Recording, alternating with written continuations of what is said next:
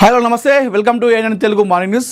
నా పేరు అనిల్. సో ఈరోజు మనం మార్నింగ్ న్యూస్లో మహాపత్రికలో ఉన్నటువంటి ప్రముఖమైన వార్తలు మనం చదువుద్దాం. సో ఈరోజు మహాపత్రికలో హెడ్లైన్ చూసుకుంటే 30న సీఎంగా డీకే ప్రమాణ స్వీకారం, నేడు సీఎం పదవికి సిద్ధరామయ్య రాజీనామా చేసే సూచనలు, బెంగళూరుకు చేరనున్న ఏఐసిసి నేతలు కేసీ వేణుగోపాల్, సుర్జేవాలా 29న సిఎల్పి సమావేశంలో డీకే పేరుకు ఆమోదం పొందే అవకాశం అంట. మరి ఇదేనా జరిగినా ఒక క్వశ్చన్ మార్క్ అయితే ఉంది, మరి చెప్పలేం. ఎందుకంటే కర్ణాటకలో ఏదైతే తమిళనాడులో మనం నాటకీయ పరిణామాలు చూసినామో అలాంటి రాజకీయ పరిణామాలు, నాటకీయ పరిణామాలు మొత్తం కూడా అక్కడ కనిపిస్తూ ఉన్నాయి. సో మొత్తానికైతే 30న సీఎంగా డీకే శివకుమార్ ప్రమాణ స్వీకారం చేసేటువంటి అవకాశం ఉన్నట్టుగా తెలుస్తూ ఉంది. అయితే ఈరోజు సీఎం పదవికి సిద్ధరామయ్య రాజీనామా చేసేటువంటి అవకాశాలు కూడా ఉన్నట్టుగా తెలుస్తూ ఉంది. సో ఈరోజు బెంగళూరుకి అటు ఏఐసిసి నేతలు కేసీ వేణుగోపాల్, సుర్జేవాలా కూడా చేరుకుంటున్నారట. 29న సిఎల్పి సమావేశంలో డీకే పేరుకు ఆమోదం పొందే అవకాశం. ఈ ఏఐసిసి నేతలు వేణుగోపాల్, సుర్జేవాలా అదేవిధంగా ఏఐసిసి ఆధ్వర్యంలో సిఎల్పి సమావేశంలో డీకే పేరుకు ఆమోదం పొందేటువంటి అవకాశం ఉన్నట్టుగా మనకు ఈరోజు మహాపత్రికలో ఈరోజు మనం హెడ్లైన్స్ వార్తలో చూసుకోవచ్చు. తుమ్మిడిహెడ్డి ఎత్తుపై చర్చకు సిద్ధం, మహారాష్ట్ర సీఎంకు రేవంత్ రెడ్డి లేఖ, తుమ్మిడిహెడ్డి బ్యారేజ్ రీడిజైనింగ్ ఎత్తు పెంపుపై చర్చకు తెలంగాణ సిద్ధం అంటూ కూడా మనకు ఇక్కడ వార్త కనిపిస్తూ ఉంది మహాపత్రికలో. అదేవిధంగా 148 మీటర్ల ఎఫ్ఆర్ఎల్ తెలంగాణ అవసరాలకు సరిపోదని స్పష్టమంట. అదేవిధంగా చూసుకుంటే ఢిల్లీలో దళపతి. సో నిన్న తమిళనాడులో సీఎంగా గెలిచిన తర్వాత టీవీకే అధిపతి సినీ నటుడు విజయ్ నిన్న ఢిల్లీలో ప్రధాని నరేంద్ర మోడీతో భేటీ కావడం జరిగింది. సో నిన్న ప్రధాని మోడీతో భేటీ అయినటువంటి ఆ ఫొటోస్ ఏమవుతున్నాయో నిన్న సోషల్ మీడియాలో చాలా అంటే చాలా ట్రెండ్లో ఉండే. ఢిల్లీలోని సేవా తీర్థలో ప్రధాని మోడీతో 20 నిమిషాల పాటు సమావేశం అట.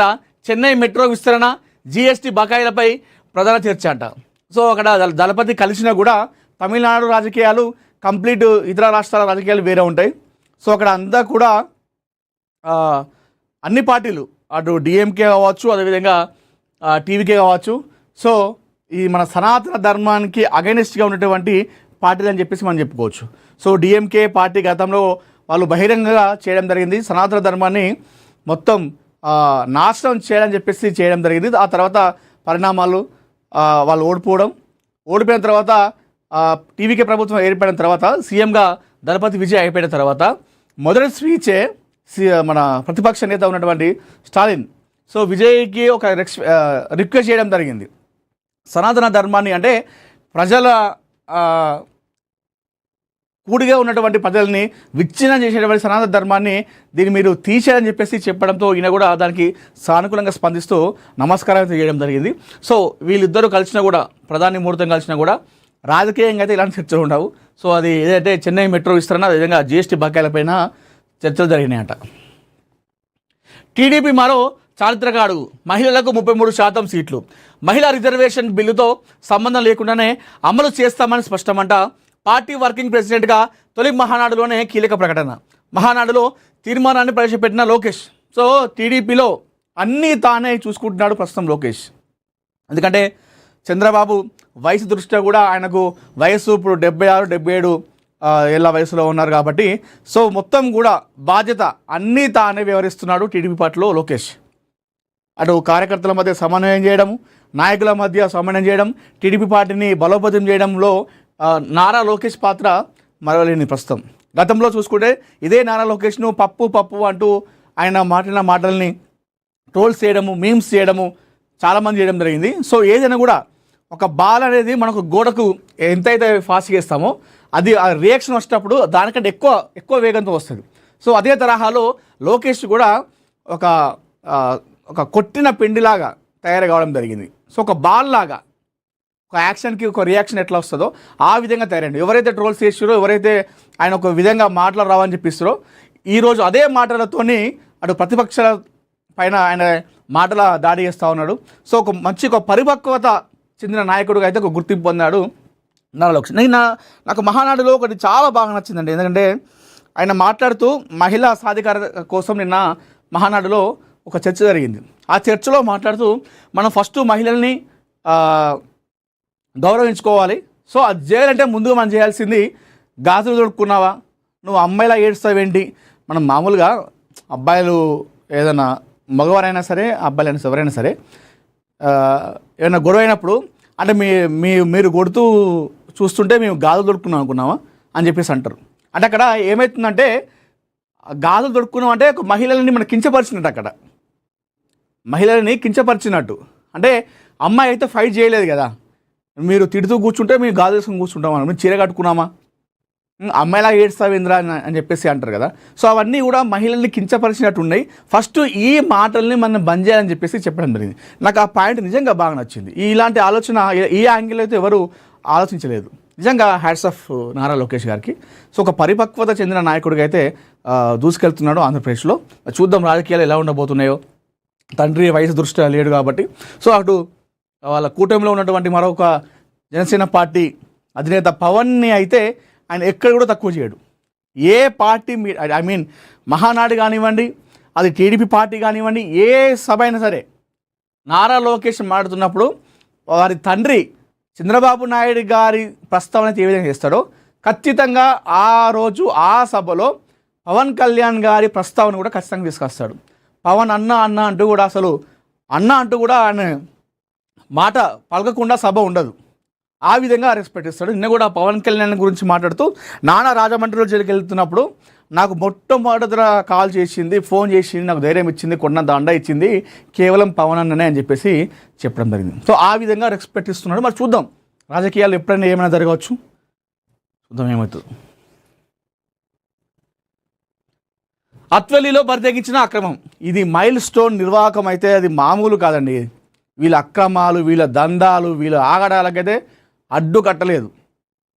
మైల్ స్టోన్ ఆగడాలకు అడ్డు కట్టేది అంటే అది ఇంకా క్వశ్చన్ మార్కే.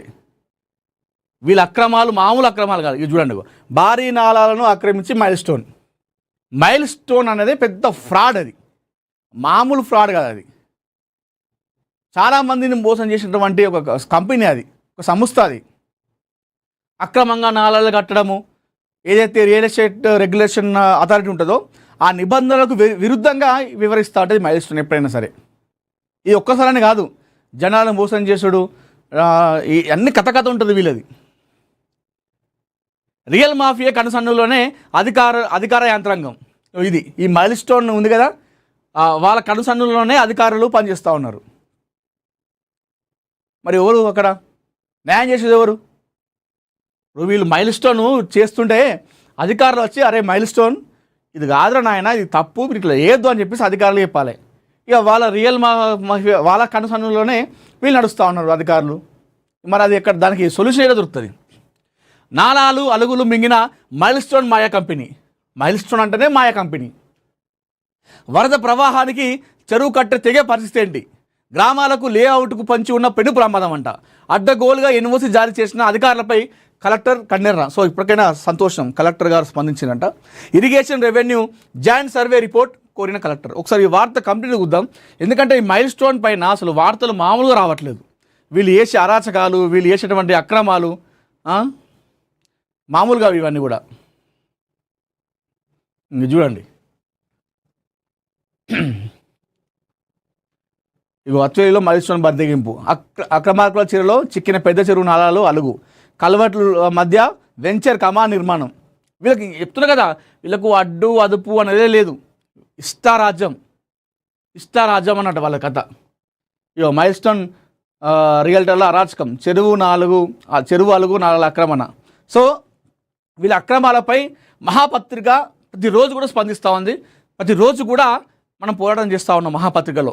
వీళ్ళ అరాచకాలపైన, వీళ్ళ ఆగడాలపైన ప్రతిరోజు కూడా మనం కవర్ చేస్తూ ఉన్నాం. సో మైల్ స్టోన్ చేసేటువంటి నిర్వాహకం ఇది. అత్వదిలో అక్రమం బరితెగించింది.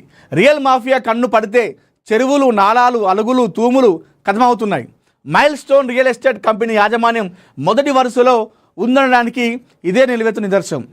తమకున్న ధన రాజకీయ పలుకుబడితో అధికార యంత్రాంగాన్ని నోట్ల కట్టెలతో నోళ్లు ముయించి లేఅవుట్ అనుమతులు రాని చోట అడ్డదారిలో ఇరిగేషన్ ఎన్ఓసీలు పొంది నాలాలు అలుగులను మింగేసింది. ఇది హెచ్ఎండిఏ నుంచి అనుమతులు సైతం పొందింది. అవినీతి అధికారుల ధనదాహానికి వందల ఏళ్ల నాటి పురాతన చెరువులు, కుంటలు, 100 ఎకరాకు సాగు నీరు అందించే నాలాలు, తూములను మూసి దర్జాగా వెంచర్ నిర్మాణం సాగిస్తోంది. ఇది కథ. అంటే అధికారం, ధనం ఉంటే ఎవరు ఏదైనా చేసుకోవచ్చు. మన ఈ సమాజంలో, మన ప్రజాస్వామ్య దేశంలో డబ్బు, పేరు, పరపతి ఉంటే ఏదైనా చేసుకోవచ్చు అన్నట్టు. ఇప్పుడు మైల్ స్టోన్ లాగా ఇప్పుడు అధికారులు కూడా వాళ్ళ మాట వింటున్నారట. అంటే ఎందుకంటే వాళ్ళ దగ్గర డబ్బులు ఉన్నాయి, పేరు ఉన్నది, పరపతి ఉన్నది కాబట్టి. ఇది కదా 100 ఏళ్ల నాటి పురాతన చెరువుల, కుంటలు కూడా మూసేసిందట దర్జాగా, అందరూ చూస్తుండగా. ఇది మైల్ స్టోన్ యొక్క నిర్వాహకం, అరాచకం ఆగడాలంటే ఇవి.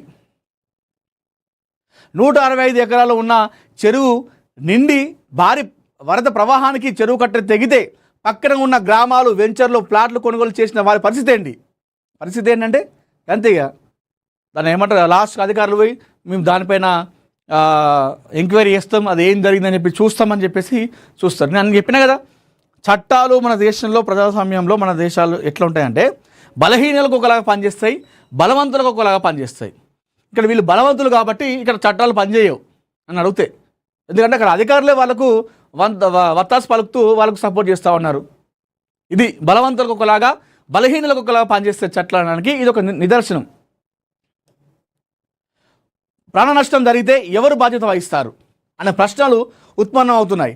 అడ్డదారిలో ఇరిగేషన్ ఎన్ఓసీలు ఇచ్చిన అధికారులపై కలెక్టర్ కన్నెర చేసినట్టు తెలిసింది. అలాగే ప్రత్యేక కమిటీని ఏర్పాటు చేసి ఇరిగేషన్, రెవెన్యూ అధికారుల జాయింట్ సర్వే చేసి త్వరగా రిపోర్ట్ను అందజేయాలని అదనపు కలెక్టర్కు సూచించినట్టు సమాచారం. Cyberabad municipal corporation Medchal circle పరిధిలో అత్వెలి గ్రామంలో గల పెద్ద చెరువు, అలుగు, నాలాలను మింగి మైల్ స్టోన్ అనే మాయ కంపెనీ దురాక్రమణకు తెగబడిందట. అనుమతులు రాని చోట అడ్డదారిలో అడ్డగోలుగా లేఅవుట్ అనుమతులు పొంది యథేచ్ఛగా వెంచర్ నిర్మాణం సాగిస్తుందని స్థానిక రైతులు ఆరోపిస్తున్నారు. వీళ్ళు పనేది మైల్ స్టోన్ అంటేనే, వీళ్ళు ఏదైతే రియల్ ఎస్టేట్ రెగ్యులేషన్ అథారిటీ ఉంది కదా, వాళ్ళ నియమాలు ఉంటాయి కదా, ఆ నియమాలు ఎలా ఉంటాయో దాన్ని కంప్లీట్గా అగైనెస్ట్ చేస్తుంది, అంటే అపోజిట్ చేస్తుంది. నియమాలు, నిబంధనలు ఉన్నాయి. మళ్ళీ వీళ్ళు చేసే కథ ఏంటంటే డబుల్ రిజిస్ట్రేషన్లు. దాంతో పాటుగా ఒక్క భూమి, ఒక ఫ్లాట్ కూడా 2-3 పేర్లు రాయడము. వీళ్ళ పనికి ఇట్లాంటి ఉంటుంది అన్నట్టు. 165 ఎకరాల చెరువుకు ఎగువ ప్రాంతాన కురిసిన భారీ వర్షాల కారణంగా కాలువల ద్వారా భారీ ఎత్తున వరద ప్రవాహం చెరువులో చేరుతుందని, ప్రతి సంవత్సరం భారీ వర్షాలు కురుస్తున్నాయని, వరద ప్రవాహం పొంగి పొరుతుందని స్థానికులు పేర్కొంటున్నారు. ఇప్పుడు మళ్ళీ వర్షాకాలం వచ్చింది. నేను ఉష్ణమనం ఒక్కరోజు కొట్టిన వర్షానికి ఎట్లయిందో హైదరాబాద్ అతలాకుతలం అయిపోయింది. ఇప్పుడు ఇట్లాంటి చెరువుల కాడ, తూముల కాడ, నాలాల కాడ ఇట్లాంటి మైల్ స్టోన్ కంపెనీలు, మాయా కంపెనీలు వచ్చి అక్కడ వాళ్ళు ఇలాంటి చేసినప్పుడు మునుగపోతే ఏం చేస్తుంది సిటీ? ఇట్లాంటి మాయా కంపెనీలు ఎన్నో ఉన్నాయి కాబట్టి హైదరాబాద్లో ఈ విధంగా వరదలు వస్తున్నాయి. వర్షాలకు ఒక చిన్న తుప్పపాటి వర్షానికే అతలాకుతలం అవుతుంది హైదరాబాద్. ఎందుకంటే ఇట్లాంటి మైల్ స్టోన్ లాంటి మాయా కంపెనీలు వేసేటువంటి మాయాజాలం కాబట్టి అదంతా. రైతుల పొలాల మధ్యలో మయూరు అనే పేరుతో లేఅవుట్ వేసి నాలాలు మూసి వేయడంతో తమ పంట పొలాలను వరదలు ముంచేస్తున్నాయని వారు ఆవేదన వ్యక్తం చేస్తున్నారు. వీళ్ళు చేసే కథకు కూడా పక్కన ఉన్నటువంటి రైతన్నలు కూడా కష్టం వచ్చింది. వీళ్ళు చేసే దొంగ పని, మళ్ళీ వీళ్ళు చేసే కథకు వాళ్ళ పక్క పనుల కూడా తిప్పలు. ఆనాడు లేఅవుట్ నిర్మాణాన్ని అడ్డుకోలేకపోవడమే కారణమని, దాన్ని పర్యవసనం అనుభవిస్తున్నామని అత్వెలి రైతులు ఆందోళన వ్యక్తం చేస్తున్నారు. వీళ్ళు ఆ టైంలో ఎప్పుడైతే నిర్మాణం చేపట్టిరో అప్పుడే మేము అడ్డుకట్ట వేసి అప్పుడే గట్టిగా చర్యలు తీసుకుంటే బాగుండేది, అప్పుడు ఆపలేదు కాబట్టి మాకు ఇది జరుగుతుందని చెప్పేసి ఇప్పుడు వాళ్ళు బాధపడుతున్నారంట రైతన్నలు.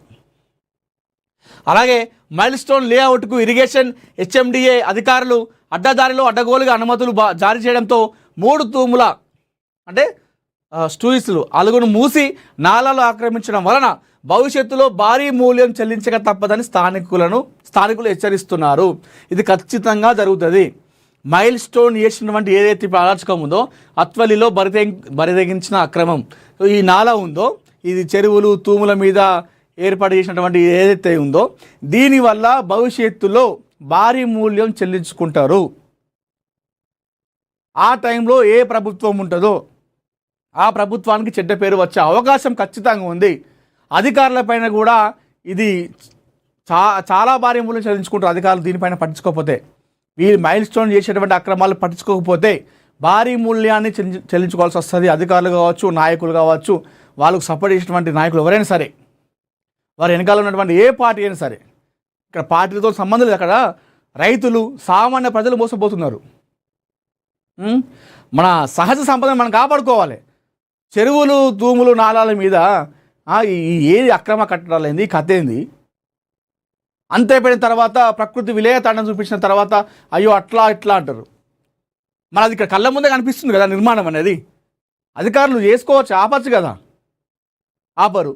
అంత అయిపోయిన తర్వాత అయ్యో అట్లయింది ఇట్లయింది, దాన్ని ఎంక్వైరీ చేస్తాం, అది చేస్తాం, ఇది చేస్తాం, బాధిత కుటుంబాలకు ఇంత ఇస్తాం, రైతులకు ఇంత ఇస్తాం అని చెప్పేసి చేతులు దులుపుకుంటారు. మళ్ళీ అది యథా రాజా తదా ప్రజలు అంటే దగ్గర. మైల్ స్టోన్ రియల్ ఎస్టేట్ కంపెనీకి కొంతమంది భూములు ఇచ్చారు, వారికి కొంతమంది ఇవ్వలేదు. భూమిని ఇవ్వని వారి పరిస్థితే ప్రశ్నార్థకంగా మిగిలిందని స్థానిక ప్రజలతో పాటు రైతులు ఆందోళన వ్యక్తం చేస్తున్నారు. వీళ్ళ కథ ఇది. భూమి ఇస్తే ఒకలాగా, భూమిలో ఒకలాగా. అడ్డదారిలో ఎన్ని వసూలు ఇచ్చిన ఇరిగేషన్ వాటిని ఆధారంగా చేసుకోవాలని లేఅవుట్కు అనుమతులు జారీ చేసిన హెచ్ఎండి అధికారులపై కలెక్టర్ ఖండన చేసినట్టు తెలిసింది. దయచేసి కలెక్టర్ గారు ఏదైతే ఈ మైల్ స్టోన్ కంపెనీకి సపోర్ట్ చేస్తున్నటువంటి హెచ్ఎండి అధికారుల, ఇతర అధికారుల పైన ఖచ్చితంగా మీరు చర్యలు తీసుకోవాలి. ఎందుకంటే భవిష్యత్తులో దీనివల్ల చాలా ప్రమాదాలు వాటిలో అవకాశం ఉంది. కాబట్టి మీకు ఎలాంటి మీ పని పైన, ఎందుకంటే మీరు కలెక్టర్గా ఉన్నారు, మీరు అక్కడ పాలన అధికారి, ఏం జరిగినా కూడా మీకే చెడ్డ పేరు వస్తుంది. సో ఆ పేరు రాకుండా ఉండాలంటే మీరు ఇప్పుడే ఈ మైల్ స్టోన్ చేసేటువంటి అక్రమాలు, ఆగడాలపైన ఒకసారి మీరు ఒకసారి రీసెర్చ్ చేసుకొని దీని వెనకాల ఎవరున్నారు, ఇది చేసేటువంటి అక్రమాలు కరెక్టేనా, వీళ్ళు ఎన్ని రోజులుగా ఇట్లాంటి దందాలు చేస్తున్నారని చెప్పేసి చూసి ఈ మైల్ స్టోన్ కంపెనీ పైన, వారికి సపోర్ట్ చేసేటువంటి అధికారుల పైన మీరు ఖచ్చితంగా కలెక్టర్ గారు చర్యలు తీసుకోవాలని చెప్పేసి కోరుతా ఉన్నాము మహాపత్రిక ఏనని తెలుగు నుండి. అలాగే ప్రత్యేకంగా టీంను ఏర్పాటు చేసి వారి ఆధ్వర్యంలో ఇరిగేషన్ రెవెన్యూ అధికారులతో జాయింట్ సర్వే చేయించి పూర్తి స్థాయిలో నివేదిక అందజేయాలని అదనపు కలెక్టర్ను కోరినట్టు సమాచారం అంట.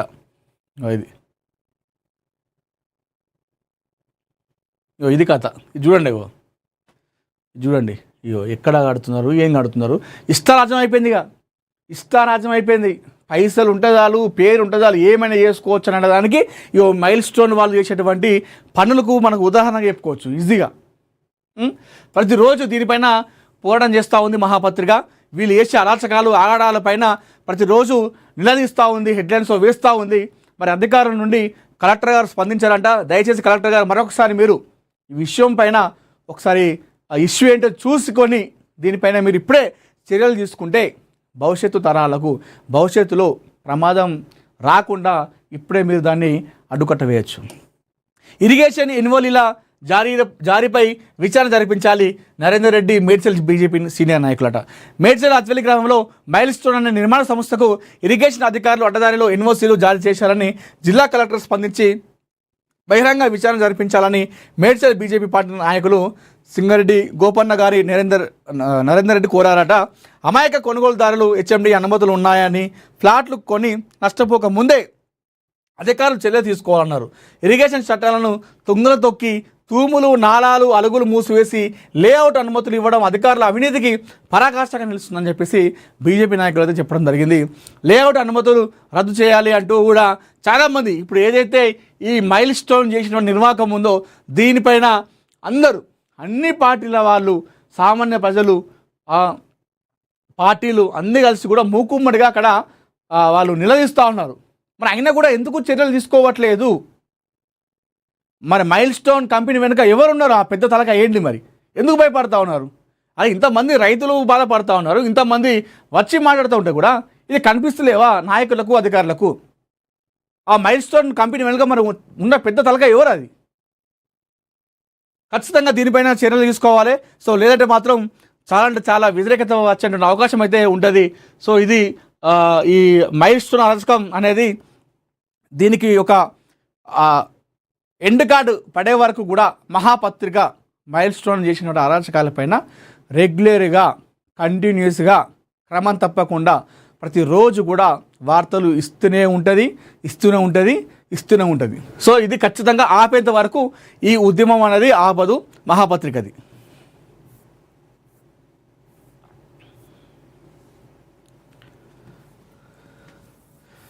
అరే ఇంత దారుణమా ఇష్టమానుసారంగా ఇష్టమర్శన కట్టడము, డబ్బులు రిజిస్ట్రేషన్ చేయడము, అమాయక ప్రజల్ని చేయడము వీళ్ళ పనే కది. మైల్ స్టోన్ అని మీరు కొట్టండి, గూగుల్ వస్తుంది. మైల్ స్టోన్ అరాచకాలు హైదరాబాద్ రియల్ ఎస్టేట్ అని చెప్పేసి కొట్టండి, మొత్తం వస్తుంది వాళ్ళ గురించి, వాళ్ళు వేసే అక్రమాలు మొత్తం చెప్తుంది మీకు. గూగుల్ కూడా చెప్తుంది వీళ్ళు వేసే కథలు ఏందనేది.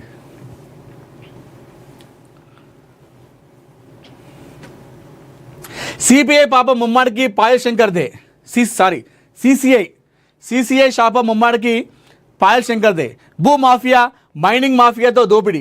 ఎమ్మెల్యే పాయల్ శంకర్వి శిఖండి రాజకీయాలు. అటో కాలు ఇటో కాలు వేసి రాజకీయాలు చేస్తున్నాడు. చివరికి ఎటు కాకుండా పోతాడు. అసలు నువ్వు బీజేపీ ఎమ్మెల్యేవా వేనా? ప్రెస్ మీట్లో కంది శ్రీనివాసరెడ్డి ధ్వజం. సో మామూలుగా మనకు కంది శ్రీనివాసరెడ్డి గారు ప్రస్తుతం ఆయన కాంగ్రెస్ పార్టీ ఆదిలాబాద్ ఇన్ఛార్జిగా ఉన్నారు.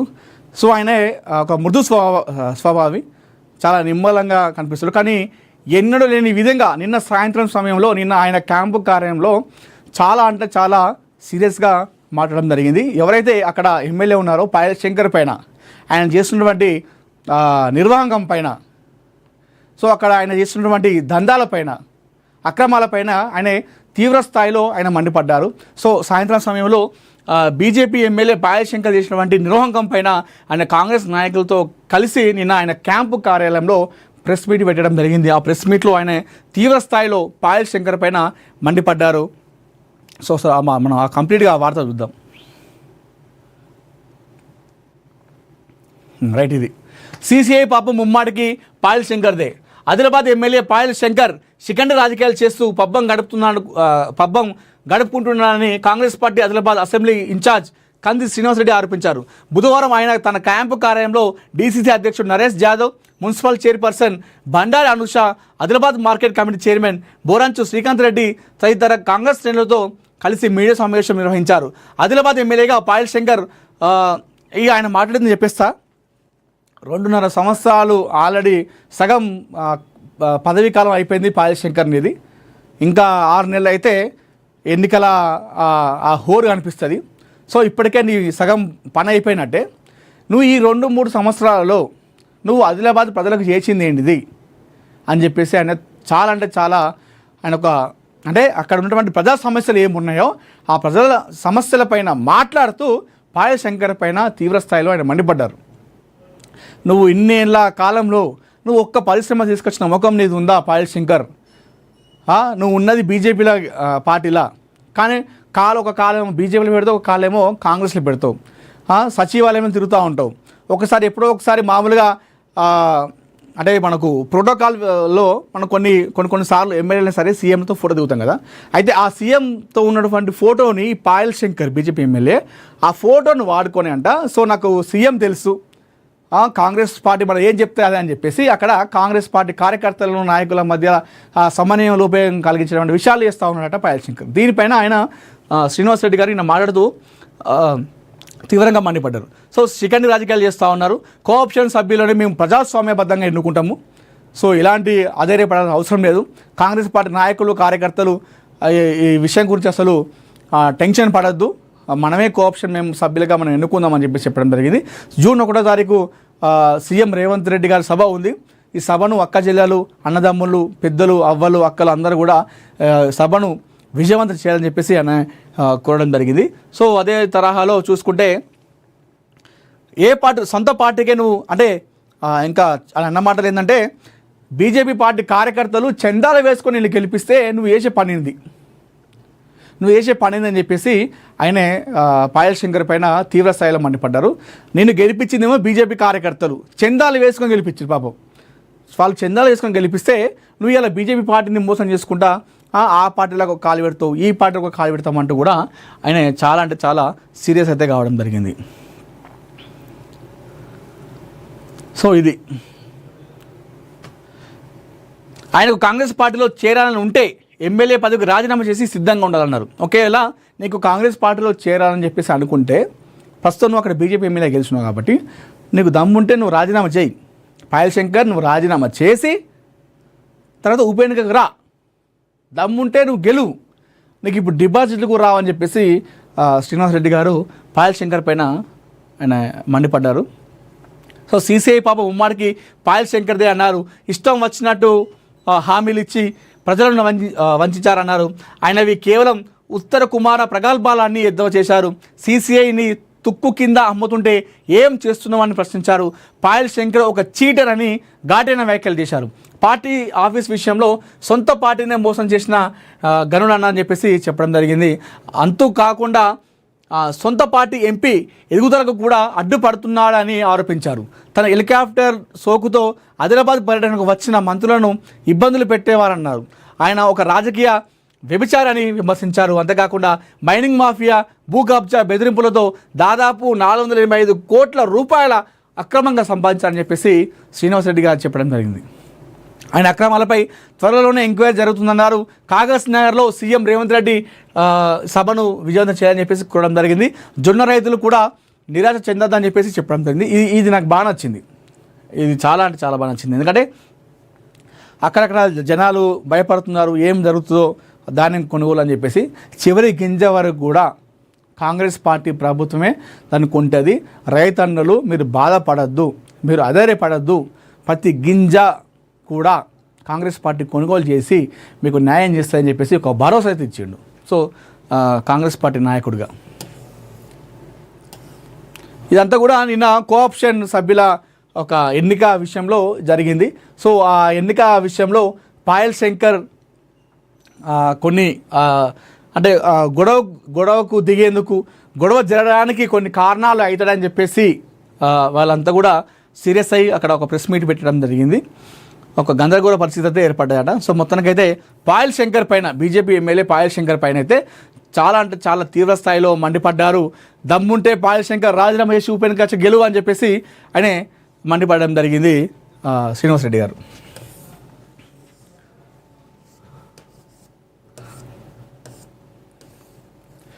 మీరు మారిపోయారు సార్, రాహుల్ రాజకీయం, సౌత్లో ఫ్రెష్ పాలిటిక్స్, తమిళనాడు, కేరళం, కర్ణాటకలో అనూహ్య ఎత్తుగడలు, ప్రజా మద్దతు ఉన్న వారికే పీఠం, 2029పై సీరియస్గా గురి.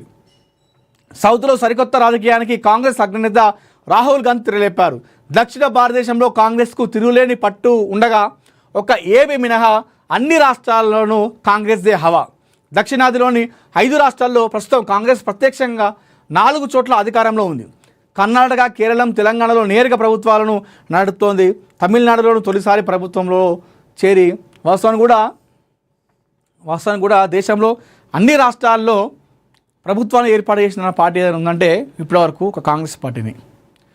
మన దక్షిణ భారతదేశంలో బీజేపీ పార్టీ ప్రభుత్వాన్ని ఏర్పాటు చేయడానికి ఎన్ని కష్టాలు పడుతూ మనం చూస్తూ ఉన్నాం. ఆపరేషన్ తెలంగాణ, టార్గెట్ తెలంగాణ అని చెప్పేసి. దక్షిణ భారతదేశంలో బీజేపీ పార్టీ ఇప్పటివరకు అయితే ఎప్పుడూ అధికారం చేపట్టలేదు. ఆ విషయంలో వాళ్ళు బీజేపీ పార్టీ నాయకులు చేయని కసరత్తులు లేవు, వేయని ఎత్తుగడలు లేవు. కానీ కాంగ్రెస్ పార్టీ మాత్రం సో దక్షిణ భారతదేశంలో చాలా అంటే చాలా పట్టుంటుంది. ఆల్రెడీ ఇక్కడ కర్ణాటకలో కావచ్చు, ఇప్పుడు తమిళనాడులో అక్కడ ప్రత్యక్షంగా అక్కడ లేకపోయినా మద్దతుతోనే అక్కడ ప్రభుత్వం ఏర్పాటు చేయడం జరిగింది, వీళ్ళ మద్దతుతోనే. సో దక్షిణ భారతదేశంలో కాంగ్రెస్ పార్టీకి ఉన్నటువంటి పట్టు బీజేపీ పార్టీకి లేదు అనేది మనందరికీ తెలుసు. అంటే అధికారాన్ని ఏర్పాటు చేయడానికి నేను అనేది. కేరళలో ఈడీ అధికారుల వాహనంపై రాళ్ల దాడి, మాజీ సీఎం విజయన్ ఇంటా సోదాలు, సిపిఎం శ్రేణుల ఆగ్రహం ఉద్రిక్తత. సో నిన్న కేరళలో ఈడీ అధికారులు చాలామంది వెళ్ళిరట. ఈడీ అధికారులు, మాజీ సీఎం ఉన్నాడుగా అక్కడ, ఆయన ఇంట్లో సోదాలు వేయడానికి వెళ్తే అక్కడ సిపిఎం కార్యకర్తలు, నాయకులు చేరుకొని ఈడీ అధికారుల కార్లపైన రాళ్ల దాడి చేయడం జరిగింది. చాలా ఉద్రిక్త పరిస్థితికి నెలకొంది. నిన్న మనం ఆ వీడియో కూడా చూసినాం. దేశంలో తొలి హైడ్రోజన్ రైలుకు గ్రీన్ సిగ్నల్ అట. జింద్ సోనిపాట్ మార్గంలో 10 బోగిలతో పరుగులు, గంటకు 75 కిలోమీటర్ల గరిష్ట వేగం, కేవలం నీటి ఆవిరి మాత్రమే వెలువడే టెక్నాలజీ అంట. చెరువు శిఖాన్ని ఆక్రమించిన మైహోమ్ సంస్థ, 1800 కోట్ల భూమిని కాపాడిన హైడ్రా. మాదాపూర్ ఐటీ కారిడార్లో ఈదుల కుంటను మాయం చేసేందుకు కుట్రంట. వరద కాలువను డైవర్ట్ చేసి రూపురేఖలు మార్చేసి స్కై స్ప్రాస్ నిర్మాణానికి స్కెచ్ అట. శాటిలైట్ చిత్రాలు రెవెన్యూ అధికారుల రికార్డుల ఆధారంగా కంచె వేసిన అధికారులట. ఇది కథ. ఏపీలో లోకల్ వార్ సిద్ధం కావాలన్న సర్కార్. ఏపీలో లోకల్ వార్కు రంగం సిద్ధమైంది. స్థానిక ఎన్నికలకు సిద్ధంగా ఉండాలని ఇటు సీఎం చంద్రబాబు, అటు జనసేనాని డీసీఎం పవన్ కళ్యాణ్ క్యాడర్కు పిలుపునిచ్చారు. కూటమి ప్రభుత్వం వచ్చి 2 ఏళ్లు పూర్తి కాగా స్థానిక విజయాల ద్వారా ప్రభుత్వానికి ప్రజా మద్దతు తిరుగులేని విధంగా ఉందని చాటాలని టీడీ భావిస్తుంది. అటు వైఎస్ జగన్ కూడా స్థానిక ఎన్నికలు జరగబోతున్నాయని, ప్రతి చోట పోటీ పడాల్సిందే అని తేల్చి చెప్పారు. జూలై తర్వాత ఉండొచ్చని, దసరాలోగా పూర్తి చేసే ఆలోచన ఉన్నారని ప్రభుత్వ వర్గాలు అంటున్నాయంట.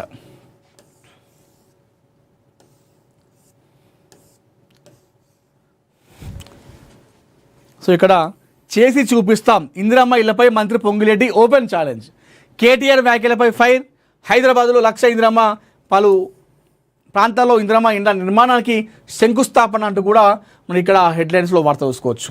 సో ఏదైతే మేము హామీ ఇచ్చినామో ఆ హామీలను కూడా ఖచ్చితంగా మేము చేసి చూపిస్తామంటూ కూడా మనకి ఇక్కడ అటు పొంగిలేటి, అదేవిధంగా మంత్రి పొన్నం ప్రభాకర్ కూడా మాట్లాడుతూ ఉన్నారు. సో ఈ మధ్యకాలంలో ఏవైతే, ఎందుకంటే ఇప్పటికీ వాళ్ళు అధికారం చేపట్టి కూడా 3 సంవత్సరాలుగా వస్తూ ఉంది, మరి ఇంకో 2 సంవత్సరాలు ఉన్నాయి. కాబట్టి ఈ 2 సంవత్సరాల వ్యవధిలో తెలంగాణ ప్రజలకు ఏ విధంగా దగ్గర కావాలి, సంక్షేమ పథకాలు ఎలా అందించాలి, ఎలాంటి పథకాలు తీసుకురావాలి, మరొకసారి అధికారంలో ఎలా రావాలని చెప్పేసి ఆలోచనలో భాగంగా కాంగ్రెస్ పార్టీ అయితే ముందు అడుగులు వేస్తూ ఉంది.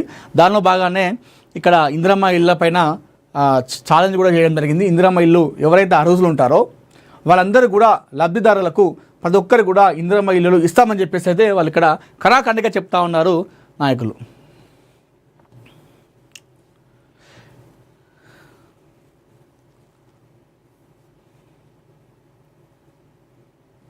చెరువు శిఖాన్ని ఆక్రమించిన మైహో సంస్థ అట.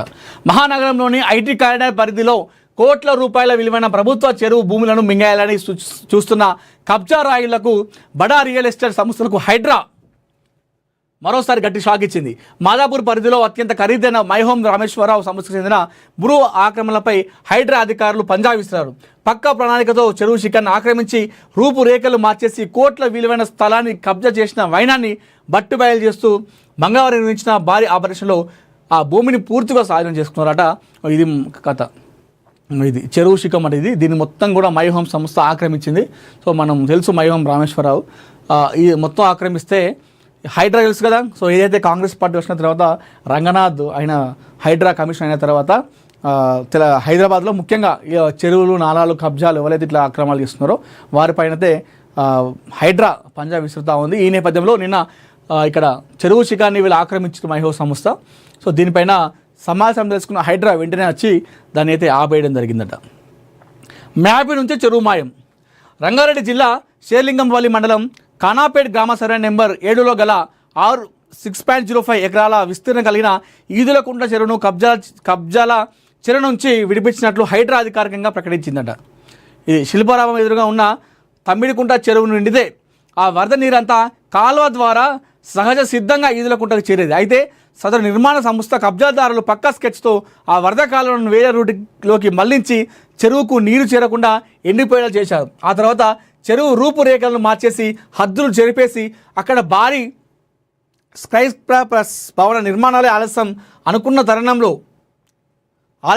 తరుణంలో స్థానికులు హైడ్రాను ఆశ్రయించారు.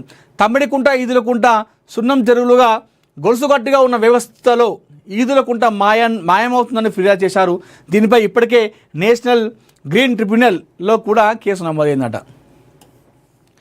శాటిలైట్ చిత్రాల ఆధారంగా మొత్తం కూడా గుట్టు రట్టు చేసినట. స్థానికుల నుంచి వచ్చిన ఫిర్యాదులపై సంబంధించిన హైడ్రా బృందాలు క్షేత్రస్థాయిలో పరిశీలించగా అక్కడ చెరువు ఆనవాళ్లు స్పష్టంగా కనిపించాయి. అనంతరం గ్రామ రెవెన్యూ రికార్డులను క్షుణ్ణంగా తనిఖీ చేయగా అక్కడ 6 ఎకరాల విస్తీర్ణంలో చెరువు ఉన్నట్టు అధికారులు ప్రాథమికంగా గుర్తించారట. ఇది చూడండి, ఇది చెరువు ఉన్నాడు ఇక్కడ. ఎంత దర్జాగా చేశారు చూడండి, చెరువు పైన ఇంత దర్జాగా. ఇందాక వాళ్ళు మైల్ స్టోన్ వాళ్ళు ఎట్లనో ఇది కథ. మైహోం అడ్డు అదుపు లేదు. చెప్పిన కదా, బలవంతులకు ఒకలాగా బలహీనకు ఒకలాగా అలా చెరువు ఉన్నట్టు కనిపిస్తుంది. మనకు ఆనవాళ్ళు లేవు. అంటే మనం మామూలుగా ఒకవేళ అధికారులు కాబట్టి వాళ్ళు గుర్తించారు ఈ శాటిలైట్ ద్వారా. మళ్ళీ అంటే మనం అట్లా ఆ రూట్లో వెళ్తే మామూలుగా వెళ్ళే అనుకుంటాం, కానీ అది ఇక్కడ చెరువు అట. చెరువు పైన దర్జాగా వాళ్ళు అది చేయడం జరిగింది. ఇది కథ.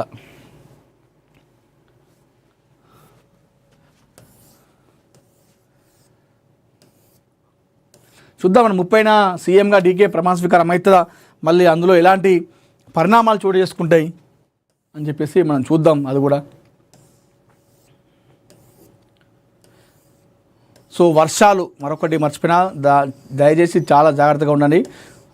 ఏదైతే కూలిపోయేటువంటి ఇల్లులు ఉంటాయో శీతలవస్తు ఇల్లులో అలాంటి ఇళ్ళలో దయచేసి ఉండకండి. అదేవిధంగా పిడుగులు పడుతున్నాయి కాబట్టి ఎక్కడైతే రాత్రి సమయంలో మనకు చెట్లు ఉంటాయి ఆ చెట్ల కింద ఉండడం అలాంటివి చేయకుండా ఉంటే చాలా బెటర్. ఎందుకంటే పిడుగుపాటుకు చాలామంది కూడా చనిపోతూ ఉన్నారు కాబట్టి సో శిథిలావస్థలో ఉన్నటువంటి ఇండ్లలో కూడా ఉండకుండా జాగ్రత్తలు తీసుకోవాలి. అధికారులు కూడా ముందస్తు చర్యలు చేపట్టాలని చెప్పేసి మనం మహాపత్రిక నుండి కోరుతా ఉన్నాము.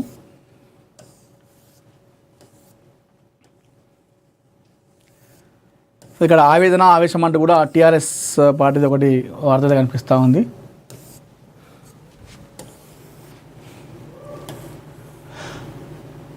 రాజకీయాల్లో ఎప్పుడు పదవులు శాశ్వతం కాదు, కానీ ప్రజా ఆశీర్వాదం ప్రధానం. ప్రస్తుతం రాజకీయ నేతలను పరిశీలిస్తే ప్రజా ఆశీర్వాదం కంటే పదవులే ముఖ్యమైన తరహాలో కొనసాగుతున్నారా అన్న అనుమానాలు కలుగుతున్నాయంట. నేతలు చేస్తున్న ప్రకటనలు వ్యవహరిస్తున్న తీరుపై ఇప్పుడు చర్చ జోరందుకుంది. రాజకీయాల్లో దూకుడు ఉండాలి, కానీ అది ప్రజల్లో విశ్వసనీయతను పెంచేలా ఉండాలి తప్ప ఆవేశంతో మాట్లాడి పార్టీని ఆత్మరక్షణలో పడేసేలా ఉండకూడదు. ఎస్, నిజమే, ఇది చాలా మంచి పాయింట్. ఇది ప్రస్తుతం తెలంగాణలో ప్రధాన ప్రతిపక్షం భారత రాష్ట్ర సమితి బీఆర్ఎస్ ఎదుర్కొంటున్న అతిపెద్ద సవాలు ఇదే. గత ఎన్నికల్లో ఓటమి తర్వాత పార్టీ యువ నాయకత్వం అనుసరిస్తున్న తీరు, చేస్తున్న వ్యాఖ్యలు పార్టీకి మైలేజ్ని ఇవ్వడం కంటే వివాదాలకు ఎక్కువ దారితీస్తున్నాయి. ఎంత తొందరగా వీలైతే అంత తొందరగా పోగొట్టుకున్న పదవిని తిరిగి లాక్కోవాలన్న తపనతో ఏం చేస్తున్నారు, ఏం మాట్లాడుతున్నారు, తాము చేస్తున్న వ్యాఖ్యలు మాటలు ప్రజల్లోకి ఏ రకంగా వెళ్తున్నాయన్న స్పృహ కూడా లేకుండా వ్యవహరిస్తున్నారన్న చర్చ అయితే జోరందుకున్నట్టు ఇక్కడ మనకి ఇక్కడ వార్త అయితే కనిపిస్తూ ఉంది. ఎంత దూకుడుగా వెళ్తే అంత ముందు కంటే దానిలో ఎలాంటి పరిణామాలు మాట్లాడుతున్నాం, దానివల్ల పార్టీకి మైనస్ కలుగుతుందా, ప్లస్ కలుగుతుందా, పాజిటివ్ ఉందా అని చెప్పేసి కూడా చూసుకోవాలి. ఏదో అడపదడప ఏది పడితే అది మాట్లాడితే కూడా కరెక్ట్ కాదనేటువంటిది ఇక్కడ మనకు నేపథ్యం కనిపిస్తూ ఉంది. సో ఇక్కడ గడ్డం కృష్ణమూర్తి అసోసియేటెడ్ ఎడిటర్ గారు రాసినటువంటి వార్త ఇది. సో అంటే పార్టీని ముందుకు తీసుకెళ్లడంలో మనం చేసే పొరపాట్ల వల్ల అది పార్టీకి ఇంకా కిందికి పడేసిన అవకాశం ఉన్నట్టుగా దాని సారాంశంగా మనం చెప్పుకోవచ్చు.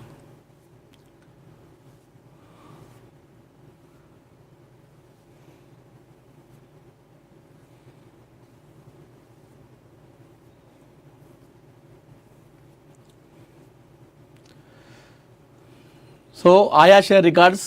సో నాని అయితే ప్రపంచం సృష్టిస్తూ ఉన్నాడు ఆ పాటతోని ఆయా షేర్ అని చెప్పేసి. ఇక్కడ మనకు త్రిష నలుపు దుస్తులు ధరిస్తే హిట్ పక్క అంటూ కూడా ఇక్కడ మనకు వార్త వచ్చింది. సో విజయ్ నా తమ్ముడు అని చెప్పుకోవడానికి గౌరవపడుతున్నా అని చెప్పేసి నటి ఇక్కడ చెప్తా ఉంది ఖుష్బు. ముమైత్ ఖాన్ గురించి కూడా ఇక్కడ సడన్గా సినిమాలు ఎందుకు బంద్ చేసిందని చెప్పేసి చెప్పడం జరిగింది. టాలీవుడ్లో రీఎంట్రీ కోసం తెలుస్తున్న హన్సిగా కూడా మనకు తెలుసు దేశముదురు సినిమాతో తెలుగు సినిమాకు పరిచయం అయింది, సినిమా ఇండస్ట్రీలో అడుగుపెట్టింది. తర్వాత కొన్ని రోజులు మంచి మంచి సినిమాలు చేసింది, తర్వాత ఒక్కసారిగా మాయమైపోయింది. తమిళ సినిమాలో అక్కడక్కడ కనిపిస్తుంది అడపదడప. సో మొత్తానికైతే నిన్న జరిగినటువంటి మ్యాచ్లో హైదరాబాద్ ఓడిపోవడం అనేది చాలా అత్యంత బాధాకరం. చాలా కష్టపడ్డారు. అయితే టాస్ గెలిచి బౌలింగ్ తీసుకున్నప్పుడే మ్యాచ్ సగం ఓడిపోయిందని చెప్పేసి మనం మాట్లాడుకోవచ్చు. సో ఏదేమైనప్పటికీ కూడా హైదరాబాద్ ఈ ఐపీఎల్లో ఒక ఫేవరెట్గా ఉందని చెప్పుకోవాలి. టీం చాలా బాగా ఆడింది. ఏదైతే లీగ్ మ్యాచెస్ అయిపోయేసరికి టాప్ 1లో ఉన్నటువంటి ఆర్సీబీతో సమానంగా 9 పాయింట్లతో 9 మ్యాచ్లు గెలిచి 18 పాయింట్లతో థర్డ్ ప్లేస్లో ఉంది. సో నెట్ రన్ రేట్ తక్కువ ఉంది కాబట్టి 3వ ప్లేస్లో ఉంది. అయినప్పుడు కూడా అటు బౌలింగ్ బ్యాటింగ్ ఫీలింగ్లో చాలా బాగా ఆడడం జరిగింది. సో నిన్న జరిగిన మ్యాచ్లో చేసిన తప్పు ఏంద్రా నాయన అంటే టాస్ గెలిచి బౌలింగ్ తీసుకోవడం. మొన్న క్వాలిఫైర్ 1లో ఆర్సీబీ జీటీ మ్యాచ్ గెలిస్తే అక్కడ వాళ్ళు కూడా టాస్ గెలిచి బౌలింగ్ తీసుకున్నారు, అది దారుణంగా ఓడిపోయారు. దాని నెక్స్ట్ డే నిన్న కూడా ముల్లన్పూర్లో జరిగిన మ్యాచ్లో టాస్ గెలిచి ఎస్ఆర్హెచ్ అసలు బౌలింగ్ తీసుకుంది. ఎందుకు తీసుకున్నారు ఇప్పుడు కూడా అర్థం కావట్లేదు. సరే తీసుకుంది. తర్వాత వైభవ్ సూర్యవంశి గురించి మాట్లాడుకోవాలి.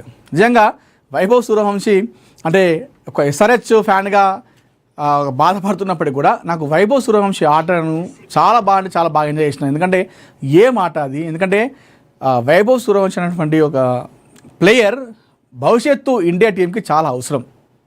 సో ఆ విషయంలో నేను చాలా ఎంజాయ్ చేసిన. ఒకవైపు ఎస్ఆర్హెచ్ పైన 6 కొడతా ఉంటే బాధపడ్డప్పుడు కూడా అరే మన ఇండియాకి ఒక మంచి ప్లేయర్ దొరికిండ్రా అని చెప్పేసి మళ్ళీ ఒకసారి చాలా సంతోషపడ్డా.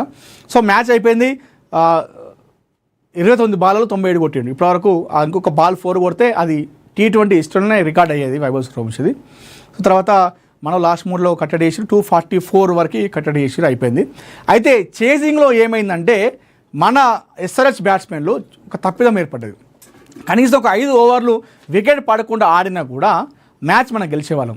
టప్ప టాప్ ఆర్డర్ మిడిల్ ఆర్డర్ మొత్తం కూడా లైన్గా వికెట్లు పోవడం జరిగింది. ఎవ్వరు కూడా కనీసం ఒక 5-10 నిమిషాలు కూడా ఆగలేదు. 5-10 నిమిషాలు ఎవరు కూడా, మన నితీష్ కుమార్ రెడ్డి తెలుగు కుర్రాడు మాత్రమే ఆడిండు, కానీ మిగతా వాళ్ళు కూడా వెళ్ళిపోయారు. ఇషాన్ కిషన్ ఒక్కడు చాలా మంచిగా ఆడిండు. అంటే అచ్చురు ఫాస్ట్గా అటు మీరు చూసుకుంటే బ్యాటు ఓవర్స్కి ఇటు స్కోర్కి అటు టార్గెట్ చూసుకుంటే చాలా తక్కువ ఉంది. కాకపోతే ఇక్కడ మనకు వికెట్లు లేవు, వికెట్లు లేక ఓడిపోవడం జరిగింది. సో అయినా కూడా ఈ ఐపీఎల్లో ఎస్ఆర్హెచ్ టీం మన హైదరాబాద్ ఫ్యాన్స్ అందరూ కూడా చాలా ఖుషి చేసిందని చెప్పుకోవాలి, ఒక మంచి మెమోరీస్ ఇచ్చిందని చెప్పుకోవాలి. సో ఓడినా గెలిచినా ఆల్వేస్ హైదరాబాద్ ఫ్యాన్స్ అందరూ కూడా ఎస్ఆర్కి సపోర్ట్ చేస్తారు కాబట్టి. సో ఇది మొత్తానికైతే ఈరోజు ఏఎన్ఎన్ మార్నింగ్ న్యూస్ వివరాలు. మరిన్ని ఇంట్రెస్టింగ్ వార్తల కోసం చూస్తూనే ఉండండి ఏఎన్ఎన్ తెలుగు. నేను మీ జర్నలిస్ట్ అనిల్.